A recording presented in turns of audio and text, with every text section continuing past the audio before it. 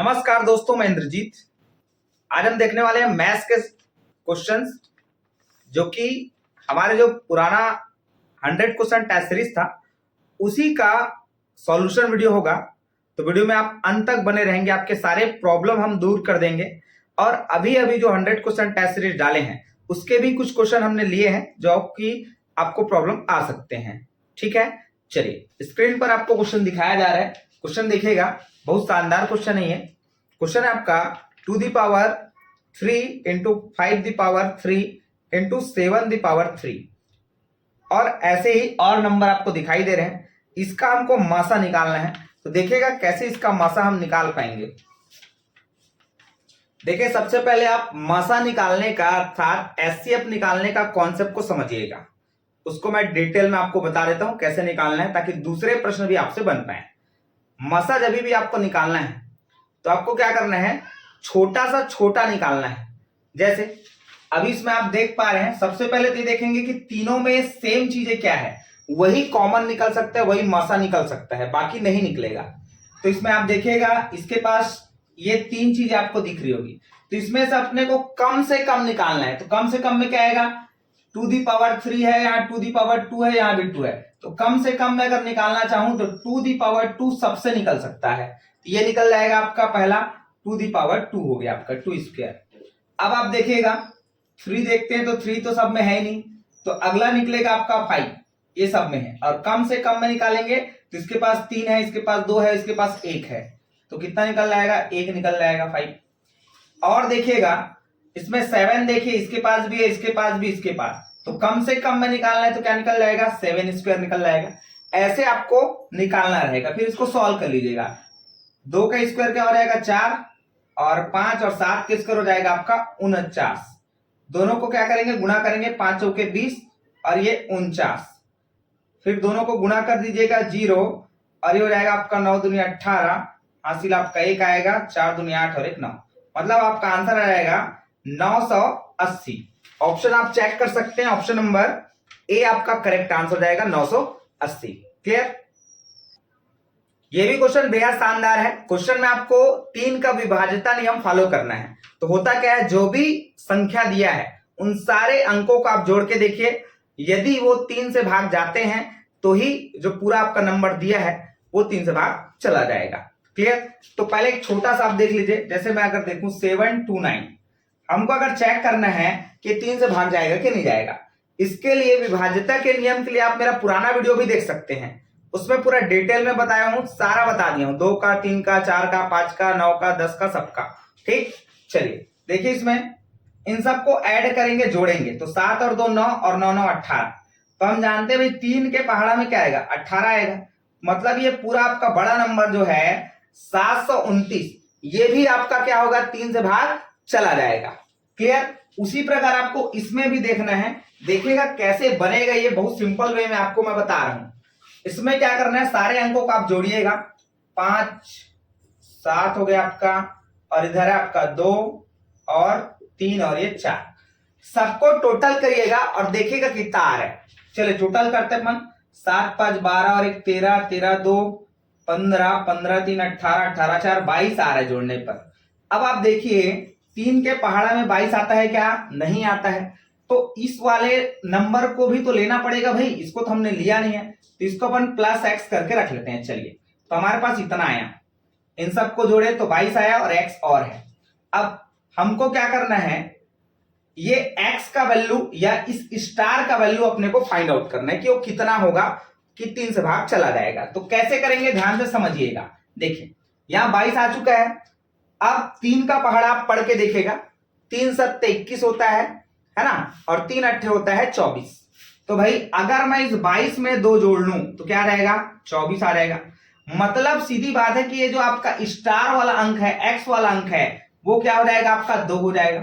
तब ये टोटल जोड़ेंगे तो कितना रहेगा, 24 आ जाएगा। क्लियर। और ये जो संख्या है वो 3 से पूरा भाग चला जाएगा। तो जो भी संख्या आएगा उसको करना क्या, आपको सारे अंकों को जोड़ लीजिएगा। उसके बाद जैसे इसमें 22 आया तो हमको देखना है कि भाई 22 के बाद और हमारे 3 के टेबल में क्या आएगा, तो 3 के पहाड़े में आता है 24। तो 22 में क्या जोड़ने पर आएगा 24, तो 2 जोड़ने पर आएगा, इसलिए हमारा आंसर हो जाएगा 2।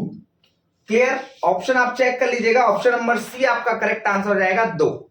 चलिए अगला क्वेश्चन देखिए। देखिए ये भी बहुत अच्छा क्वेश्चन है। क्वेश्चन है आपका 30 और 40 के बीच अभाज्य संख्या और उनका गुणनफल करना है और इकाई चेक करना है कि उसका इकाई क्या होगा। तो आप देखिएगा 30 और 40 के बीच में अभाज्य संख्या आपको पूछा है। अभाज्य संख्या मतलब प्राइम नंबर। तो देखिएगा 30 और 40 के बीच में क्या क्या अभाज्य संख्या आ सकता है। एक तो आएगा आपका 31, और क्या आएगा 32 तो भाग जाता है, 33 भी जाता है, 34 भी जाता है, 35 भी जाता है, 36 भी जाएगा, 37 नहीं जाता है। ये हो गया आपका 2 अंक मिल गया आपको, क्योंकि 38, 39 और 40 किसी ना किसी संख्या से भाग जाएगा, तो अभाज्य संख्या नहीं होगा। अब क्या करना है आपको, इकाई का अंक पूछा है तो आप केवल इकाई का अंक लीजिए, दोनों को गुणा करके देखिए, 7 एकम 7। तो देखिए इकाई में क्या आया, 7 आया, यही आपका करेक्ट आंसर हो जाएगा। जब भी इकाई का अंक पूछेगा तो केवल आपको इकाई का ही गुणा करना है, बाकी से कोई लेना देना नहीं है। बहुत बड़ा भी नंबर है तो भी आप केवल इकाई का ही मल्टीप्लाई करेंगे और आंसर लाएंगे। क्लियर? चलिए अगला क्वेश्चन देखते हैं। देखिए परमेय संख्या से क्वेश्चन है। परमेय संख्या 4/9 में क्या घटाया जाए कि 2/5 प्राप्त हो जाए। बहुत सिंपल वे में आपको बताता हूं। जब भी ऐसे क्वेश्चंस आएंगे तो आप x घटा के बनाइएगा। आपके पास नंबर है 4/9, इसमें मान लिया जाए आप x घटाते हैं तो क्या बोला है कि 2/5 हो जाएगा, ऐसा पूछा है आपको। तो x का वैल्यू आपको फाइंड आउट करना है। इसको आप इधर ट्रांसफर करिएगा तो ये माइनस में था, इधर आके प्लस हो जाएगा, और ये वाला प्लस में इधर जाके हो जाएगा माइनस। तो 4/9 माइनस 2/5। अब इन दोनों को सॉल्व करिएगा तो सिंपल वे में सॉल्व करिए। 5 निया 45, इधर गुणा करेगा 5 चौके 20, और ये 9 दूनी 18। देखिए कितना इजी वे में बता रहा हूं आपको। 20 में से 18 घटाइएगा, कितना रहेगा, 2 आ जाएगा। 2/45 आपका आंसर हो जाएगा, x का वैल्यू। ठीक है, ऑप्शन आप चेक करिएगा, ऑप्शन नंबर सी आपका करेक्ट आंसर हो जाएगा। ये ऑप्शन नंबर सी 2/45। क्लियर? चलिए अगला देखिए। ऐसे क्वेश्चन मैंने आपको कई बार करा चुका हूं। देखिए क्वेश्चन है आपका 63 और 64 के मध्य कितनी प्राकृतिक संख्याएं हो सकती है। तो आपको क्या करना है, इसमें छोटा नंबर लेना रहता है। 63 का स्क्वायर कर लीजिएगा, है ना, और है आपका 64, इसके बीच की प्राकृतिक संख्या आपको पूछी है। तो छोटा वाला नंबर क्या है, ये है आपका। इसका आप कुछ मत करना, डबल कर देना, यही आपका क्या हो जाएगा, आंसर हो जाएगा। 63 का डबल हो जाएगा आपका 126। ये आपका करेक्ट आंसर हो जाएगा, ऑप्शन नंबर बी। चलिए अगला देखिए। नेक्स्ट क्वेश्चन देखिएगा। क्वेश्चन है, वह छोटी सी छोटी संख्या जिसे 26,908 को भाग करने पर पूर्ण वर्ग बन जाए।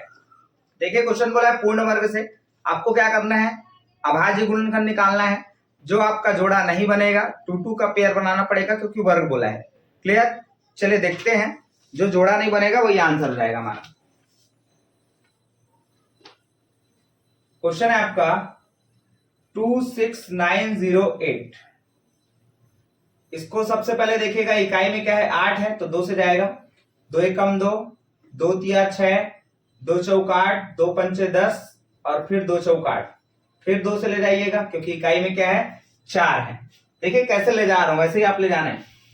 2 छेका 12, फिर 1 बचेगा, यहाँ 13 है तो अभी बन जाएगा 14, 2 सत्ते 14, फिर आएगा आपका 2 दूनी 4, 1 बचेगा, 14 बनेगा, 2 सत्ते 14। अब ये 2 से नहीं जाएगा तो 3 से ट्राई करके देखते हैं। सभी अंकों को जोड़ के देखिएगा कितना आ रहा है, 7 2 9, और ये नहीं जाएगा 3 से आपका। क्लियर? तो 4 से नहीं जाएगा, 5 से भी नहीं जाएगा, 6 से नहीं, 7 से एक बार ट्राई कर लेते हैं। देखिएगा 7 निया 63, तो यहां आपका बच जाएगा 67 है टोटल। तो 7 निया 63 देखिएगा, 4 यहां बचेगा, अरे हो जाएगा 42, 7 छेका 42, और 7 एकम 7। फिर 7 से ट्राई करते हैं ले जाने का, तो ये 7 से नहीं जाएगा। ठीक, तो ये 7 का यहां जोड़ा नहीं बन पाएगा, क्योंकि 7 से भाग नहीं जाएगा ये। तो कुल मिला के जिसका जोड़ा नहीं बनता है वही क्या होता है, हमारा आंसर होता है। तो आप इजिली ऐसा बना सकते हैं। क्लियर? चलिए देखिए क्वेश्चन, ये भी शानदार क्वेश्चन है। पाइथागोरस त्रिक आपको ज्ञात करना है, और एक नंबर दे दिया है जो कि क्या है, 12 है। अब ऑप्शन को आप देखिएगा, सारे ऑप्शन में आपको एक नंबर 12 ही दिख रहे हैं, है ना। बाकी अंकों को आपको चेक करना है। जैसे आपको क्या करना पड़ेगा, इसको बनाने के लिए सारे ऑप्शन को चेक करना पड़ेगा। पहला ऑप्शन आप देखिएगा 12, 24 और 36, तो 12 का वर्ग हो जाएगा आपका 144, दूसरा है आपका 24, 24 का वर्ग हो जाएगा 576 और तीसरा आपका 36 है, तो 36 का वर्ग हो जाएगा 1296। अब आपको करना क्या है कि सबसे बड़ा वाला जो नंबर होता है, जैसे 36 है आपका, पहले हम लोग ऑप्शन नंबर ए चेक कर रहे हैं ना, ये भी ध्यान रखिएगा। तो 36 सबसे बड़ा नंबर है, तो ये हमारे कर्ण कहलाएगा। बाकी आपका लंब का वर्ग प्लस आधार का वर्ग, तो लंब और आधार आप जो मन करे, जो दो नंबर बचे उनमें से कोई भी ले सकते हैं। तो मैंने आपको बताया कि भाई एक नंबर आपका 12 था और एक नंबर है आपका 24, इसका स्क्वायर करके देखिएगा, ये आपका कर्ण हो गया आपका। तो 36 का वर्ग निकालिएगा, 36 गुणा 36 करिएगा, आएगा आपका 1296, ये 1296 हो गया। 12 का वर्ग 144 होता है और 24 का वर्ग होता है 576। इन दोनों को ऐड करके देखिएगा, टोटल करके इतना आना चाहिए तो ही हमारा आंसर होगा, अदरवाइज नहीं होगा। क्लियर? तो इन दोनों को जोड़ के देख लेते हैं यार। 144 में आपको जोड़ना है 576 को, चलो जोड़ते हैं। क्या हो जाएगा, 6 4 10, हासिल आ जाएगा 1, 8 4 12, फिर हासिल आएगा और 5 2 7, 720 आ रहा है, आना क्या था 1296। तो ये तो हमारा आंसर नहीं होगा। क्लियर? आगे और ऑप्शन को चेक करते हैं कैसे हमारे आंसर हो सकते हैं। देखिए ये हमारा ऑप्शन था सेकंड नंबर का, तो इन सब का वर्ग करके देखना है आपको, है ना। सबसे बड़ा नंबर आपका 37 है, उसको आपको लेना है कर्ण, बाकी आप लंब आधार किसी को भी ले सकते हो, उससे कोई दिक्कत नहीं होगा। क्लियर? 37 का वर्ग निकालिएगा, कितना रहेगा 1359। इनको 12 का वर्ग 144 हो जाएगा और 35 का वर्ग हो जाएगा 5 हम 25 और 4 दिया 12। अब इसको दोनों को टोटल करके देखिएगा, 144 है और है आपका 1225, इतना आना चाहिए। तो 5 4 9, 4 2 6 और ये आपका 3 आ गया। तो यही ऑप्शन नंबर बी हमारा करेक्ट आंसर हो जाएगा, यही हो जाएगा आपका पाइथागोरीय त्रिक। क्लियर? चलिए अगला क्वेश्चन देखिए। ये क्वेश्चन बच्चा वाला क्वेश्चन है, क्लास 4 5th के बच्चे भी इसको इजीली बना देंगे। क्वेश्चन है $1 का मूल्य दिया आपको 12.40, तो आपको पूछा है 24,800 रुपए में कितने डॉलर होंगे। तो देखिए भाई $1 आपको बता दिया है, कितना बताया है 12.40, तो आपको पूछा है 24,800 रुपए में कितना डॉलर होगा, ये आपका क्वेश्चन है। तो करना क्या आपको, बहुत इजी वे में आपको बताता हूं, कुछ नहीं, इसको डिवाइड करिएगा। 24,800 डिवाइडेड बाई हो जाएगा आपका 12.40, तो इसको भाग करके देख लीजिए आप क्या होगा आंसर। देखिए इसको आप ऐसा ही लिखिएगा, नीचे वाले का दशमलव हटेगा ऊपर में, तो ऊपर में मैंने एक मल्टीप्लाई लगा ही लिया है। देखिए दशमलव लिए ए और दशमलव बाद कितना जीरो है 2, 2 अंक है इसलिए 2 जीरो लग जाएगा। क्लियर हो गया? अब सॉल्व करिएगा इसको, 0 0 क्या हो जाएगा आपका, कैंसिल हो जाएगा। 124 एकम और 124 दूनी 248, 0 का 0, तो ये बचा आपका 20 गुणा 100, गुणा करिएगा, आ जाएगा आपका आंसर 2000। क्लियर? ऑप्शन आप चेक करिएगा, ऑप्शन नंबर सी आपका करेक्ट आंसर हो जाएगा 2000। चलिए अगला देखिए। देखिए क्वेश्चन बेहद शानदार है। पिता तथा पुत्र की वर्तमान आयु का योग दिया है 40 वर्ष और 5 वर्ष के बाद अनुपात हो जाता है 7:3, तो आपको पिता का उम्र आपको पूछा है। तो देखिए माना कि पिता का उम्र हो जाएगा x, पिता की वर्तमान आयु x मान लीजिएगा। क्लियर? अब हमको पता है यार कि पिता का उम्र और पुत्र का उम्र दोनों को जोड़ेंगे तो योगफल दिया है क्वेश्चन में 40। ठीक, पिता का उम्र हमने मान लिया क्या x, अब पुत्र का उम्र आपको निकालना है, तो क्या हो जाएगा, पुत्र बराबर, इसको आप इधर ट्रांसफर करिएगा तो 40 माइनस x हो जाएगा। क्लियर? अब आपको पूछा है 5 वर्ष बाद, तो मान लो आज मेरी आयु 10 वर्ष की है, तो 5 वर्ष बाद क्या हो जाएगा 15 वर्ष हो जाएगा। उसी प्रकार देखिए इसमें हमने क्या किया, आज मेरा आयु 10 वर्ष का था, 5 वर्ष बाद 15 का हुआ, मतलब 10 में हमने 5 जोड़ा तभी 15 आया। तो आपको क्या करना है, अभी वर्तमान आयु कितना है x, 5 वर्ष बाद क्या हो जाएगा पिता की आयु, तो हो जाएगा आपका x प्लस 5, x में 5 जोड़ लीजिएगा। उसी प्रकार पुत्र की भी आयु निकाल लीजिएगा, तो 40 माइनस एक्स प्लस 5 हो जाएगा। ये 40 में 5 जोड़िए कितना रहेगा 45 माइनस एक्स। ये हो गया 5 वर्ष बाद का पिता और पुत्र का आयु। अब क्वेश्चन बोलता है 5 वर्ष बाद जो भी आयु है पिता और पुत्र का, उसका अनुपात 7:3 हो जाता है। तो 5 वर्ष बाद तो यही है पिता और पुत्र की आयु, तो इसका अनुपात करिएगा, अनुपात मतलब बटे, ये देखिए, और ये हो जाता है बोला 7:3, तो अनुपात का मतलब बटे हो गए, इसलिए 7/3। अब कुछ नहीं करना है, आपको तिर्यक गुणा करना है, x का वैल्यू लेना है और x ही हमने मान के रखा है पिता का वर्तमान आयु, आंसर आपका निकल जाएगा। चलिए देखिए कैसे बनाएंगे इसको। इसका तिर्यक गुणा करिएगा इसके साथ, तो ये इसके साथ गुणा हो जाएगा और ये वाला इसके साथ गुणा होगा, तो 3x प्लस 5 हो जाएगा और ये वाला कंपोनेंट इधर जाएगा, तो 45 माइनस एक्स। चलिए गुणा करते हैं, ये हो जाएगा 3x और 5 दिया 15, है ना, ये गुणा इसके साथ और ये वाला इसके साथ, फिर इसके साथ ये गुणा होगा, कितना हो जाएगा 7 पंचे 35, हासिल आएगा आपका 3 और 7 चौक 28, 28 और 3 हो जाएगा 31, मतलब 315। फिर 7 और x से गुणा होगा तो 7x हो जाएगा। इस प्रकार आपको सॉल्व करना है। आप देखिए x x एक साथ रखना है, तो माइनस वाला आके इधर प्लस हो जाएगा, 3x प्लस 7x और ये वाला कंपोनेंट इधर जाएगा, तो 315 में घटाइएगा 15। देखिए 7 और 3 कितना हो जाएगा 10 हो जाएगा और ये हो जाएगा आपका 300। x का वैल्यू निकालना है, तो 300 बटे ये नीचे आ जाएगा 10, 0 0 कैंसिल हो जाएगा, x का वैल्यू आ जाएगा 30, तो करेक्ट आंसर हो जाएगा आपका 30 वर्ष। क्लियर। चलिए अगला देखते हैं। घन और घनाभ से क्वेश्चन आएगा, पहले ही क्लियर कर दिया था। देखिए क्वेश्चन है आपका, घन की एक भुजा दी है और इसका आपको पृष्ठीय क्षेत्रफल निकालना है। तो बहुत सिंपल सा क्वेश्चन है यार। घन का क्षेत्रफल का फार्मूला आप लगाइएगा, घन का क्षेत्रफल फार्मूला हो जाएगा आपका 6a² और घन की एक भुजा हमको दी है, घन की एक भुजा दे दी है 5 सेंटीमीटर, तो बड़ा इजी हो गया, यही आपका a का मान है। चलिए रखते हैं 6, a का वैल्यू है 5, स्क्वायर हो जाएगा आपका, तो 5 का वर्ग 25 और 25 6 का 150, तो ये हो जाएगा आपका करेक्ट आंसर। ऑप्शन नंबर आप चेक कर लीजिएगा, ऑप्शन नंबर ए आपका सही हो जाएगा 150 150। चलिए अगला देखिए। देखिए ये क्वेश्चन तो आपको मुंह बोली समझ आ जाएगा। क्वेश्चन है एक त्रिभुज की भुजा है 50, 78 और है 112। त्रिभुज का सबसे छोटा शीर्षलंब आपको ज्ञात करना है।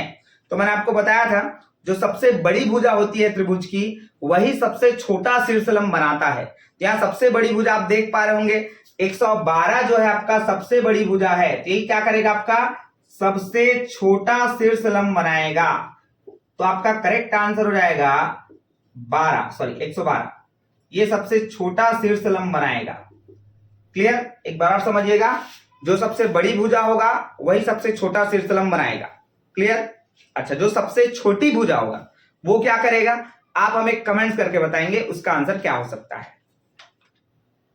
देखिए ये भी शानदार क्वेश्चन है आपका और डिफरेंट क्वेश्चन है, ऐसे क्वेश्चन एग्जाम में पूछेंगे तो कैसे बनाएंगे देखिएगा। क्वेश्चन है a/b बराबर a/b बराबर 8:9 और अगला है आपका b/c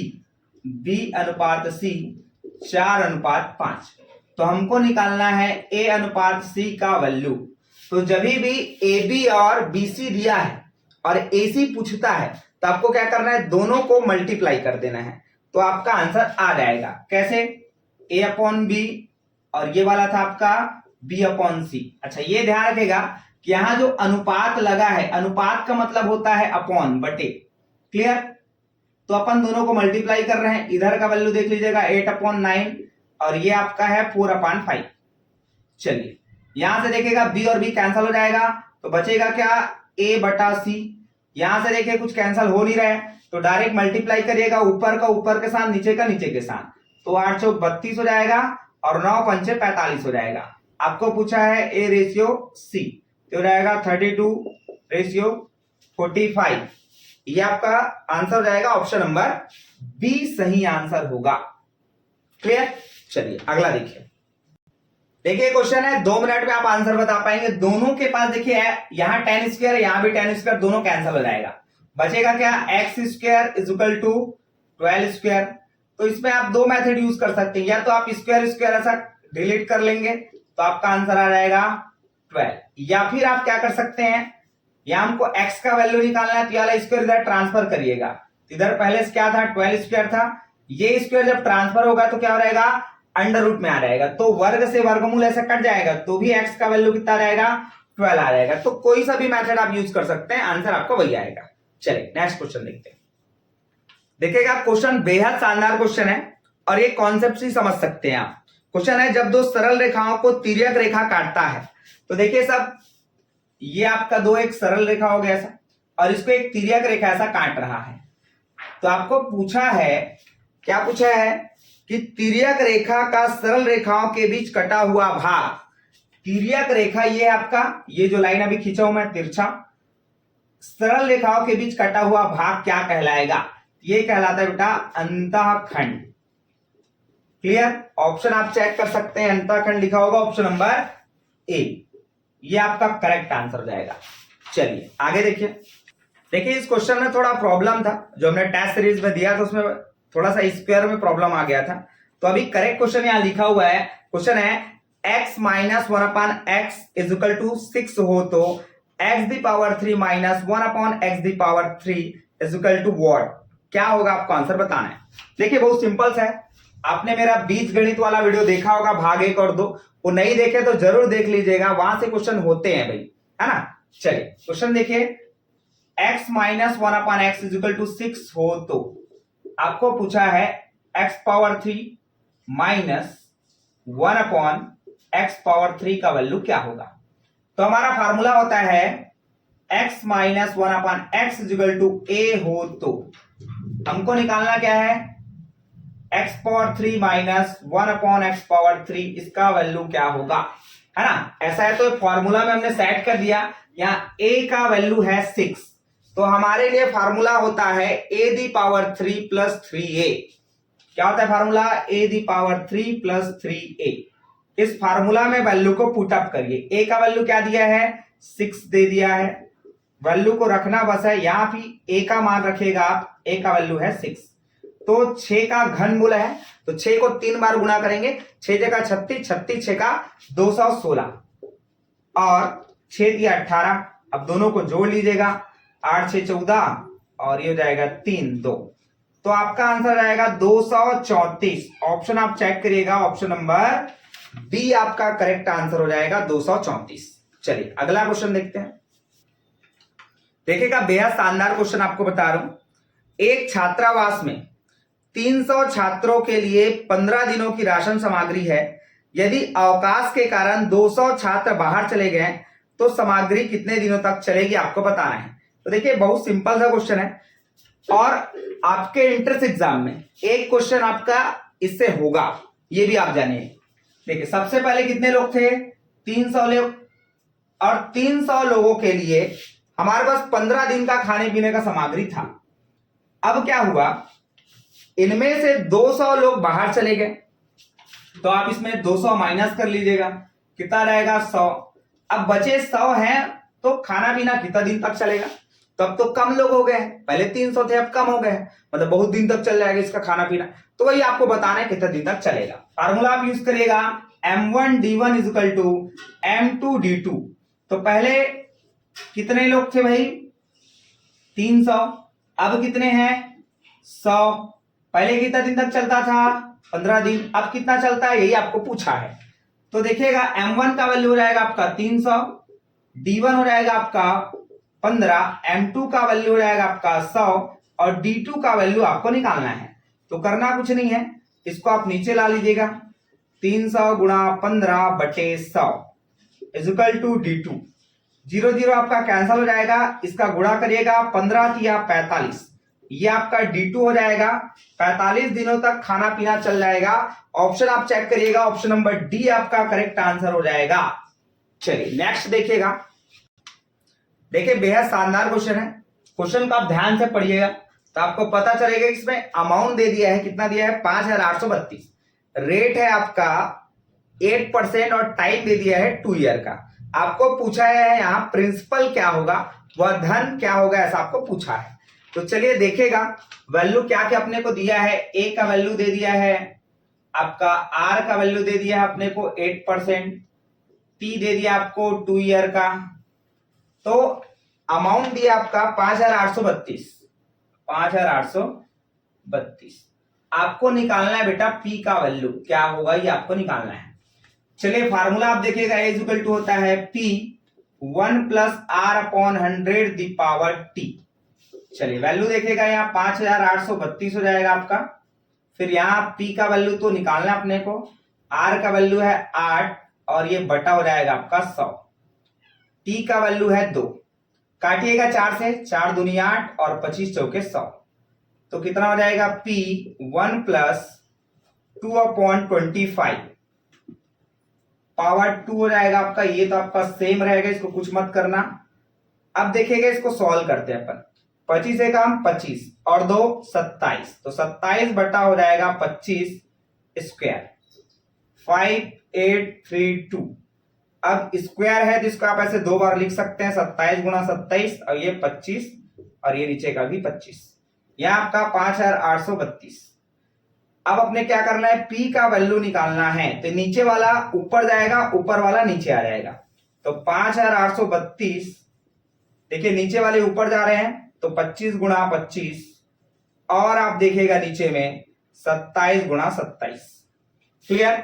तो देखिए कैसे मैंने आपको बताया है वैसे ही आपको बनाना है, अदरवाइज आपसे थोड़े टफ लगेंगे आपको बनाने में, क्योंकि चक्रवृद्धि ब्याज का कॉन्सेप्ट हमेशा बच्चों को थोड़ा महंगा लगता है बनाने में। क्लियर?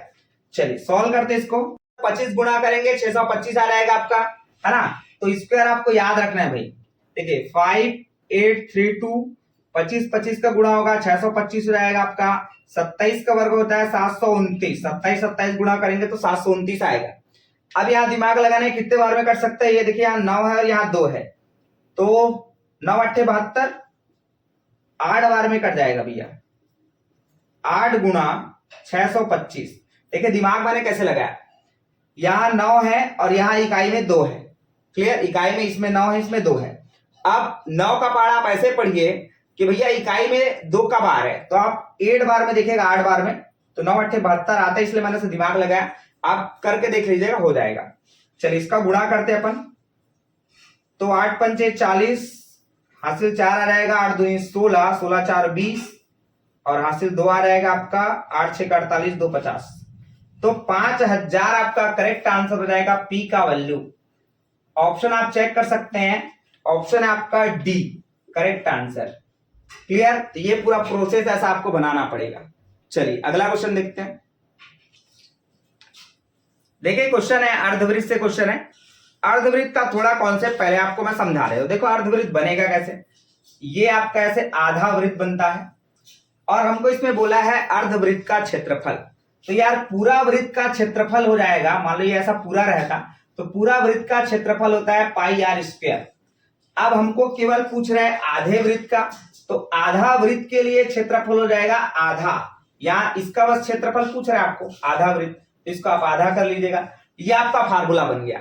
इसी प्रकार आप परिधि का भी देख सकते हैं। परिधि कैसे बनेगा इसका, तो ये आपका पूरा वृत्त हो गया। वृत्त का परिधि क्या होता है, तो ये जो वृत्ताकार लंबाई है यही कहलाती है वृत्त की परिधि।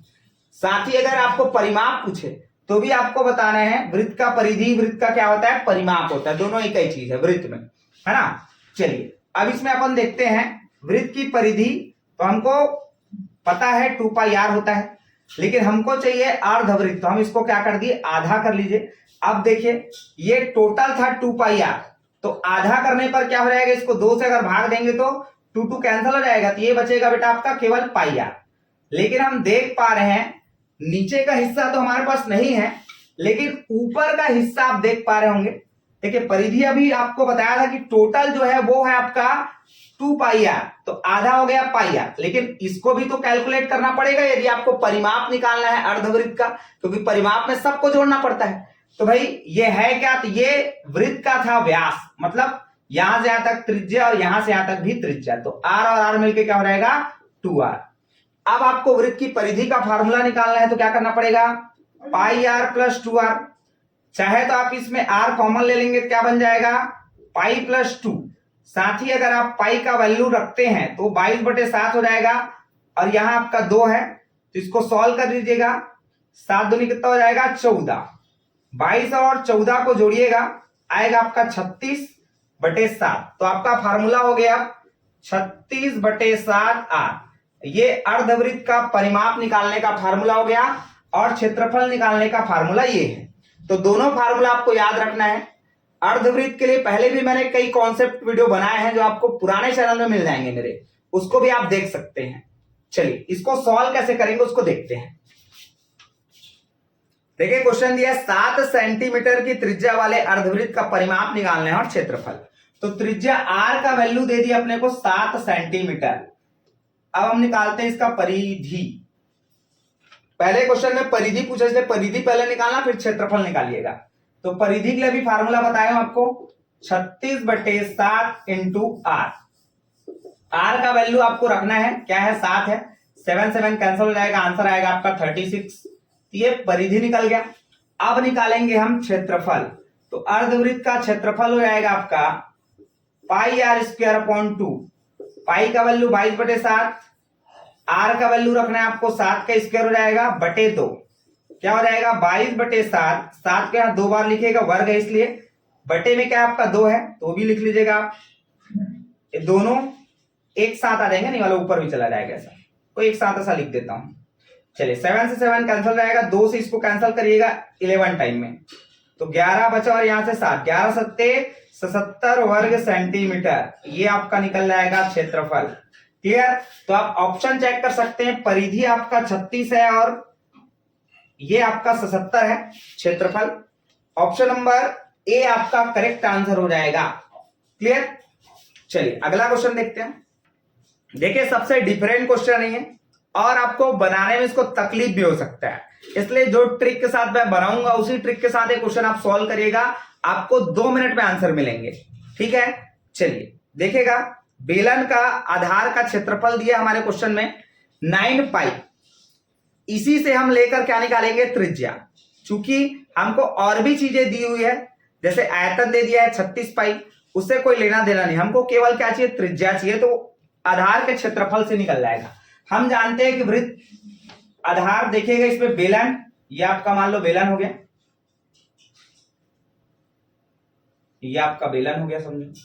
तो बेलन में आप देखिएगा, बेलन का जो आधार होता है बेटा ये, तो ये वृत्ताकार होता है, ये आपकी त्रिज्या हो जाएगी, हाइट हो जाएगी। क्लियर। तो बेलन का जो आधार है वो कैसा है वृत्ताकार है, और बेलन का आधार वृत्ताकार है, मतलब आधार का क्षेत्रफल, आधार मतलब क्या वृत्त का क्षेत्रफल यहां लगेगा। आपको समझ आ गया होगा कि ये आधार वृत्त का क्षेत्रफल है ना, क्योंकि आधार क्या है वृत्त है। तो देखिएगा वृत्त का क्षेत्रफल का फार्मूला हो जाएगा आपका पाई r स्क्वायर। अब हम जानते हैं क्वेश्चन में दिया है हमको 9 पाई दे दिया है वृत्त का अर्थात आधार का क्षेत्रफल, या 9 पाई आप रखिएगा, पाई r स्क्वायर, पाई से पाई कैंसिल हो जाएगा, r का वैल्यू आपको निकालना है, क्या करिएगा वर्ग का ट्रांसफर करेंगे, वर्गमूल बन जाएगा, वर्गमूल 9 का मान हो जाएगा 3, ये आपका r का वैल्यू निकल जाएगा 3 सेंटीमीटर। क्लियर। चलिए अगला देखिए। देखिए क्वेश्चन है आपका 0.70 बार को परमेय संख्या के रूप में आपको लिखना है। देखिएगा कैसे बनाएंगे इसको, बहुत सिंपल सा क्वेश्चन है। 0.70 और ऐसा बार लगा हुआ है, इसका ट्रिक के साथ बनाएंगे, क्योंकि बुक के मेथड से बनाएंगे तो बहुत लंबा चौड़ा है, उसे बनाना ही नहीं आपको। देखिए कैसे बनाएंगे इसको, 7 और 0 आप लिखेगा, 2 अंक में बार लगा है तो 2 ठो नीचे में 9 लिख दीजिएगा, यही आपका आंसर हो जाएगा। लेकिन मान लो क्वेश्चन ऐसा आ गया 1.5 और ये बार, तब कैसे करेंगे आप, तो भाई 1 अंक में बार लगा है तो सबसे पहले ऊपर में जैसा है वैसा आप लिख लीजिएगा, 15 है तो 15। अब बार देखिए 1 अंक में लगा है इसलिए आप नीचे में लगाएंगे 9, और जो सामने का अंक है उसको क्या करेंगे आप माइनस कर देंगे 1, ये हो जाएगा आपका 14/9, ये आपका करेक्ट आंसर हो जाएगा। क्लियर। चलिए आगे देखते हैं। देखिएगा सबसे शानदार क्वेश्चन है और इस क्वेश्चन में सबसे ज्यादा बच्चों को प्रॉब्लम आ रहा था। तो पासे से क्वेश्चन है, तो अभी तक हम अपने बुक में पढ़े हैं केवल एक पासा को उछाला जाए तो क्या क्या प्रायिकता हो सकता है। इस क्वेश्चन में क्या है कि दो पासे को उछाला जाए, तब बोला है कि दो पासों को एक साथ फेंकने में कुल योग 5 या 3 आने की प्रायिकता क्या होगी। तो पहले समझते हैं कि क्या क्या कंडीशन हो सकते हैं। सबसे पहला बोला है कि 3 आने की प्रायिकता क्या हो सकती है। 3 आने की प्रायिकता आप समझिएगा। तो सबसे पहले इसके तरीके समझ लेते हैं कि तरीके क्या क्या हो सकते हैं 3 आने के। क्या क्या तरीके हो सकते हैं। एक पासा मैंने फेंका और मान लो उसमें 1 आ गया, दूसरा पासा मैंने फेंका और मान लो उसमें 2 आ गया। ये देखिए, अब दोनों को जोड़िएगा, 2 और 1 कितना हो जाएगा, 3 हो जाएगा। तो 3 आने के कैसे कैसे तरीके हैं, इसी को उल्टा भी कर सकते हैं हम। मान लो हमारे पहले वाले पासा में 2 आ गया और दूसरे वाले में 1 आ गया, तो भी 3 आएगा। मतलब 2 पासे को फेंकने पर 3 योग करने पर 3 आने की तरीके जो है केवल 2 ठने हैं। क्लियर। उसी प्रकार 5 आने के तरीके भी देख लेते हैं अपन। 5 आने के तरीके क्या क्या इसके तरीके हो सकते हैं। तो 5 कैसे कैसे आ सकता है। मान लो पहले वाले पासा को फेंकने पर 1 आया और दूसरे वाले पासे को फेंकने पर आ गया 4, तो दोनों को जोड़िएगा 5 आ जाएगा। अब इसका उल्टा कर सकते हैं अपन, एक में 4 आया, एक में 1 आ गया तो 5 हो जाएगा। और क्या तरीके हो सकते हैं, 3 और 2 हो सकता है, इसमें भी 5 आएगा, तो उल्टा करिएगा 2 और 3। तो ऐसे ये 4 तरीके और हो गए, तो टोटल 6 तरीके हो चुके हैं। 5 या 3 आने के लिए 6 तरीके टोटल हमारे पास हैं। तरीके कितने हैं, 6। अब पासे में अंक कितने होते हैं उसको भी समझते हैं कि भाई पासे में कुल संख्या कितने हो जाएंगे। तो एक पासा में 1 2 3 4 5 6, दूसरा भी पासा ही है भाई, तो उसमें कोई बदल थोड़ी कर जाएगा यार। ये देखिए सेम आएगा उसमें भी, क्योंकि दोनों पासे में 6 6 होंगे। अब इसके टोटल तरीके हो जाएंगे, टोटल तरीके 36, क्योंकि आप देखिएगा एक इन सब के साथ गुणा होगा, फिर 2 होगा, 3 होगा, 6, ऐसे टोटल 36 तरीके हो सकते हैं, है ना। अब हमको निकालना है प्रायिकता। तो मैंने आपको कई बार बताया है कि प्रायिकता जब भी आप निकालेंगे तो बड़ा नंबर हमेशा नीचे रहेगा और छोटा नंबर हमेशा ऊपर रहता है। तो बड़ा नंबर हमारे लिए क्या है, 36 है, और 4 और 2 6, ये जो तरीके हैं छोटा वाला ऊपर रहेगा। 6 कम 6, 6 6 का 36, तो 1/6 ये आपका प्रायिकता हो जाएगा फ्रेंड। तो फ्रेंड कैसा लगा वीडियो आप हमें कमेंट्स करके बताइएगा, और कोई दिक्कत हो तो बताइएगा। Thank you so much.